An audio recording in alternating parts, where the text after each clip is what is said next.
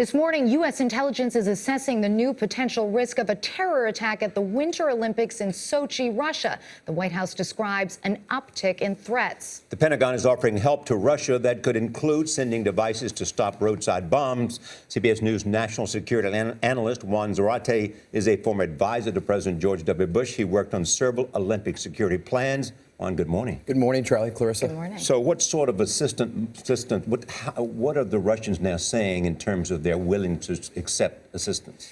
Well, the Russians are very prideful. They want to put on a successful Olympics. They want to do it on their terms. But as the Olympics approach, as the threat becomes more real, they're more willing to accept assistance. And so from what I'm hearing, they're scrambling a bit to accept some of the assistance the U.S. is offering. You mentioned the Department of Defense offering some technology to disrupt improvised explosive devices. Right. Intelligence support is coming as well. So the U.S. is trying to be forthcoming. The question is, will the Russians accept it? At this stage, it seems that enough damage has been done just by the terrorists ramping up the rhetoric. Even if there isn't an attack, this has been really devastating to President Putin. Well, absolutely. President Putin has personalized the security and success of the Olympics. And in many ways, the terrorists want to disrupt it. But psychologically, they can disrupt it. They can disrupt it with actual attacks or the threat of attacks or even some hoaxes. And we've seen that already. And you're going to see a ramp up of those kinds of threats as we approach the Olympics. Do the Russians have a different attitude about security than we do?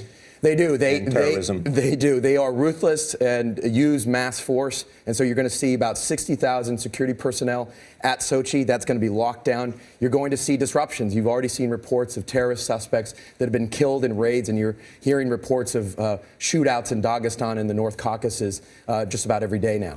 Do we know more about the Black Widows? The Russians know that there are at least three in particular that they're looking for, one that may be in Sochi. These are the female suicide bombers that present such a threat and have demonstrated an ability to not only get inside security cordons, but actually bring down planes and attack metros and trains. Juan Zarate, thank you so much.